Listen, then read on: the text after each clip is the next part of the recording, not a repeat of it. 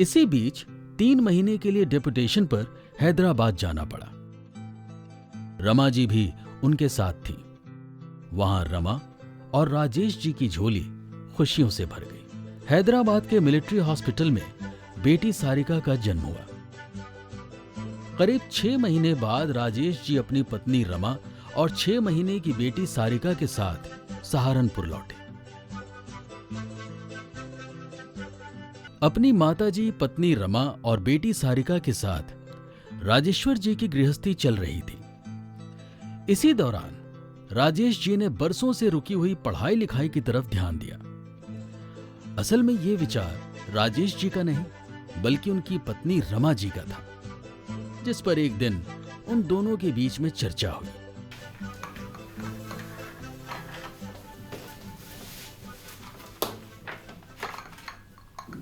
चाय?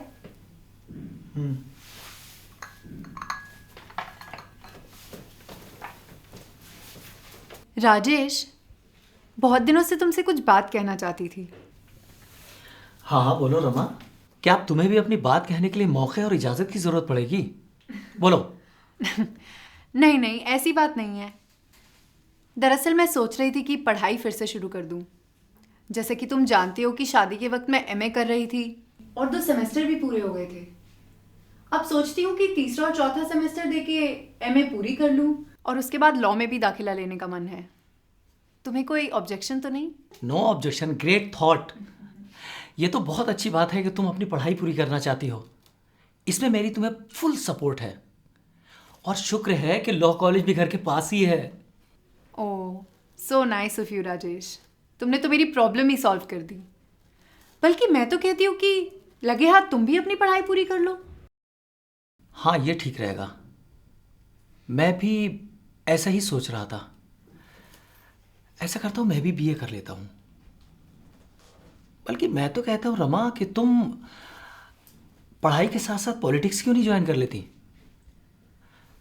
तुम्हारी फैमिली का तो पुराना ताल्लुक रहा है राजनीति से।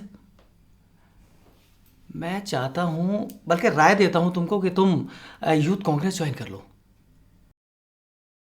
पढ़ाई और राजनीति साथ साथ? हाँ, ये अच्छा रहेगा। यहाँ की यूथ कांग्रेस के जॉइंट सेक्रेटरी तो मुझे कई बार ज्वाइन करने के लिए कह भी चुके हैं।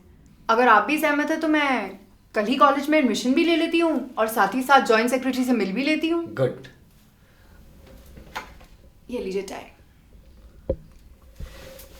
रमा। हाँ जी। अच्छा, जाने दो। बोलो।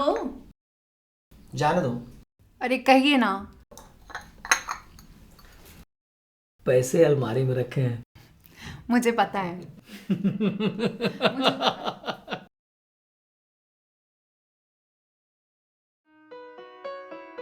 रमा जी ने सहारनपुर में कांग्रेस पार्टी की प्राथमिक सदस्यता ग्रहण कर ली। राजनीति रमा जी के लिए नई नहीं थी।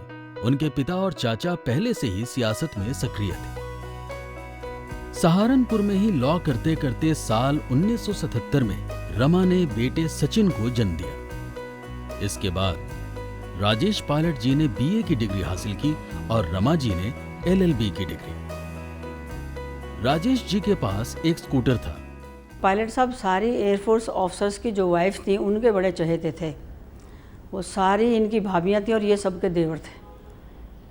राजेश सब के देवर थे, तो उस देवर से सब काम कराते थे। देवर कभी मना नहीं करते थे। तो एक ऑफिसर की वाइफ है, चाहे वो डॉक्टर की वाइफ है, चाहे वो फ्लाइट ऑफिसर की वाइफ है, चाहे कोई बड़े ऑफिसर की बात है, सब कहते थे प्रसाद तू तो वहाँ से आएगा सहारनपुर से, ये मेरा गैस ख़त्म हो गया, मेरा गैस सिलेंडर ले आना। बेचारे रोज़ एक गैस सिलेंडर, किसी किसी दिन 2 गैस सिलेंडर उसी स्कूटर पे बांध के और वहाँ पे इसमें अपने एयरफोर्स स्टेशन पे ले जाया करते थे। उसके बाद हमारी पोस्टिंग दिल्ली आ जाती है। दिल्ली में एग्रीकल्चर एविएशन में राजेश की पोस्टिंग हो जाती है, जहाँ से जो फसल है और ऊंचे ऊंचे पहाड़ों पे जो फसल है उस पे स्प्रे किया जाता है, उस स्प्रे को करते थे। साल 1978 में राजेश जी को कृषि मंत्रालय में डेपुटेशन पर भेजा गया। कृषि मंत्रालय में डेपुटेशन के दौरान राजेश जी को फसलों पर कीटनाशक दवाइयां छिड़कने की जिम्मेदारी सौंपी गई थी। छिड़काव के दौरान किसान के खेतों और उनकी फसलों की हालत देखकर वो अक्सर निराश हो जाते थे। राजेश जी खेतों में काम करने वाले किसानों और उनके परिवार के उत्थान के लिए कुछ करना चाहते थे, लेकिन एयरफोर्स में नौकरी करते हुए ये सब मुमकिन नहीं था। वो जनसेवा के लिए एयरफोर्स से इस्तीफा देने पर गंभीरता से विचार करने लगे। उन दिनों राजेश जी दिल्ली के आनंद लोक में रहते थे। Rajesh, you seem to be upset. Any problem? ऐसा कुछ नहीं है रमा, बहुत दिनों से मैं एक अजीब कश्मकश में हूँ। क्या हुआ? यही कि मैं एयरफोर्स की नौकरी छोड़कर राजनीति में आना चाहता हूँ। समाज की भलाई के लिए कुछ करना चाहता हूँ। गरीबों और किसानों के बच्चों को देखकर अक्सर मेरे दिल में ये आवाज़ आती है कि मुझे उनके लिए ज़रूर कुछ करना है। तो फिर क्या अर्ज है इसमें? बस एक उलझन है कि नौकरी से इस्तीफा देने का फैसला मेरा ठीक रहेगा या नहीं, क्योंकि मैं अकेला तो हूं नहीं। ये घर है, परिवार है। रमा, तुम्हारी राय मेरे लिए सबसे ज्यादा अहमियत रखती है। मैंने आज तक आपको कभी भी किसी मामले में इतना सोच विचार करते हुए नहीं देखा। आप तो बड़े बड़े डिसीजंस क्विकली ले लेते हैं।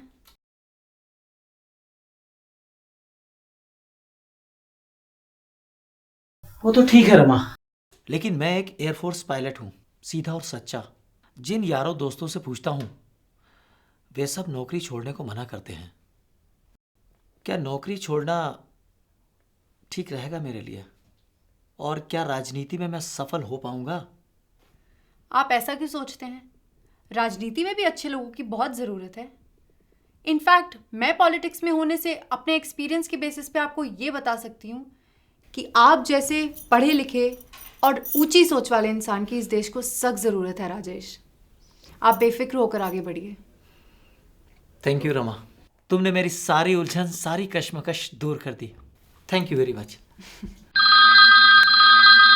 देखो किसका फोन है।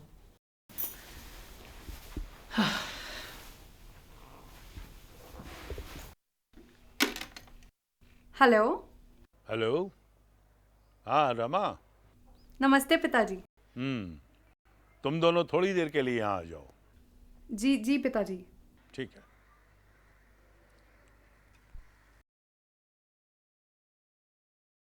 पिताजी का फोन था। लगता है उन्हें आपके इस्तीफा देने वाली बात का पता चल गया है। क्या कह रहे थे? बुलाया है हम दोनों को। हम दोनों को? जी हाँ। रमा, मैं तो नहीं जा पाऊंगा, मुझे बहुत काम है। ऐसा करो, तुम देख हम लेना। दोनों को? मुझे बहुत काम है, तुम देख लेना, ठीक है? अच्छा ठीक है। हाँ।